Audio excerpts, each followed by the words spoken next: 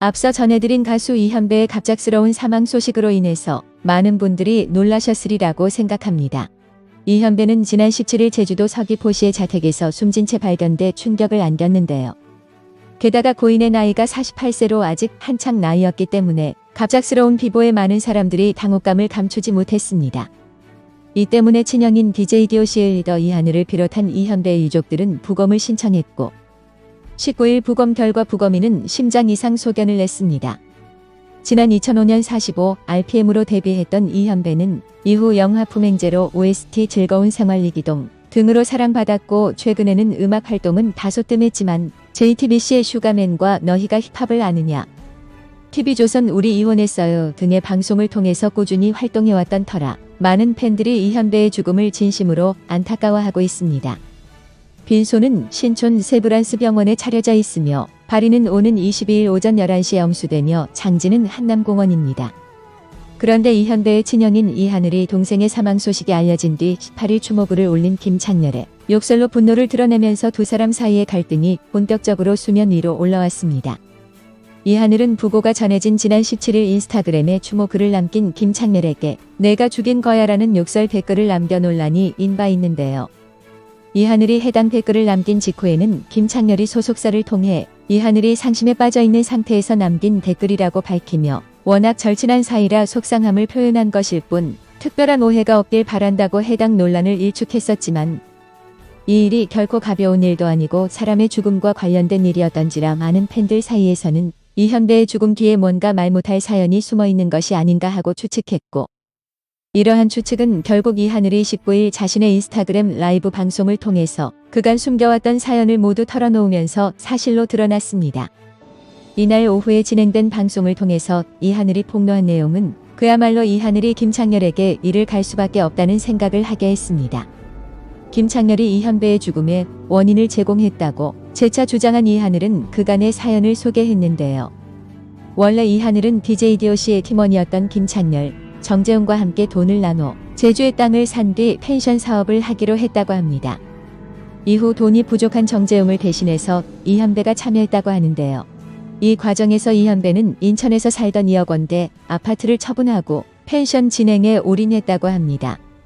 또 김창렬의 제안으로 펜션의 인테리어 공사를 진행했는데 김창렬이 수익성을 이유로 인테리어 비용을 줄 수 없다고 하면서 분쟁이 생겼다고 합니다. 이 때문에 자금의 흐름이 꼬이면서 이현배가 경제적 어려움에 시달렸고 이것이 죽음의 원인이 됐다는 게 이하늘의 주장입니다.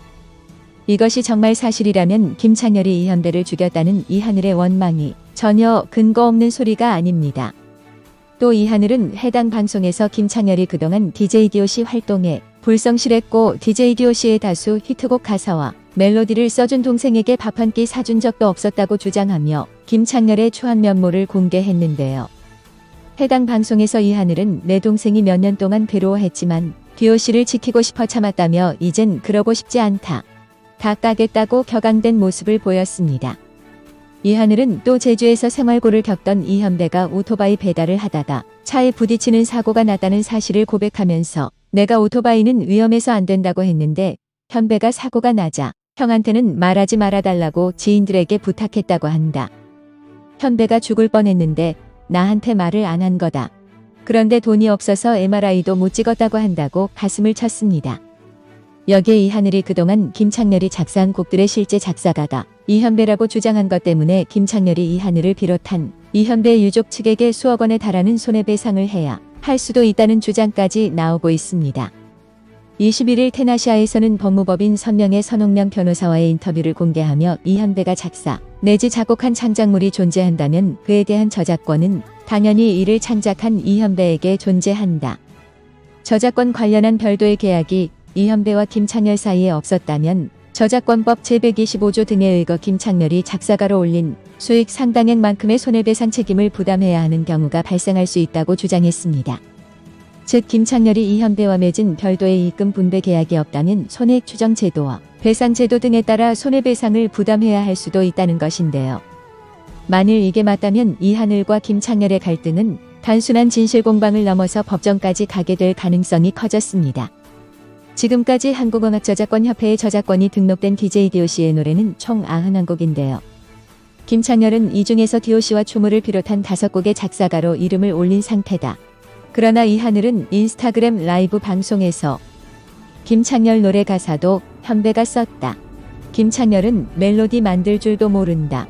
20년 동안 현배가 가사를 써줬다. 재용이에겐 미안하지만 8마디 중에 1마디도 못 쓴다. 사집부터 현배가 가사를 썼고 멜로디 라인도 다 짜줬다고 폭로한 바 있습니다.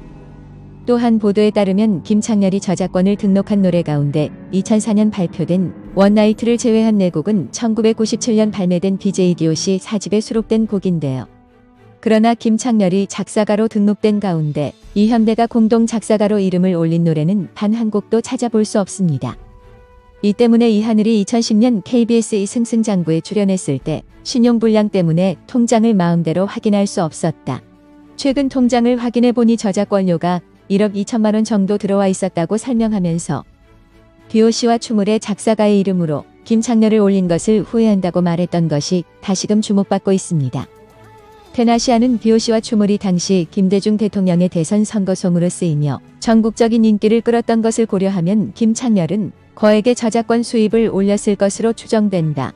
고 보도했고 선 변호사 역시 해당 매체를 통해 이하늘의 주장이 사실로 입증된다면 최대 10년간 김창렬이 대리 작사의 대가로 저작권 협회를 통해 받은 저작권료 가운데 상당액을 소송을 통해 돌려받을 수 있을 것이라고 말하며 음반 및 음원에 관한 권리인 저작인접권까지 고려한다면 피해 보상액은 더 늘어날 수 있다고 내다봤습니다. 이 때문에 김창렬이 과거 대한가수협회 이사를 역임했던 이력이 다시 회자되고 있는데요. 이 논란이 사실이라면 명색이 가수협회의 이사까지 지냈다는 사람이 대리 작사를 통해서 같은 협회원이자 절친한 동료의 동생을 등쳐먹고 마땅히 그에게 돌아가야 할 이득까지 갈취했다는 것이 되기 때문에 김창렬에 대한 평판은 더욱 바닥을 치고 있습니다. 이 와중에 김창렬이 20일 오후 5시께 이현배의 빈소를 조문한 것으로 알려졌는데요. 조문 당시 김창렬은 마스크로 얼굴의 반을 가린 상태였지만 침통한 표정이 역력했고 이하늘 역시 차분한 모습으로 김창렬과 대화를 나눈 것으로 전해졌습니다.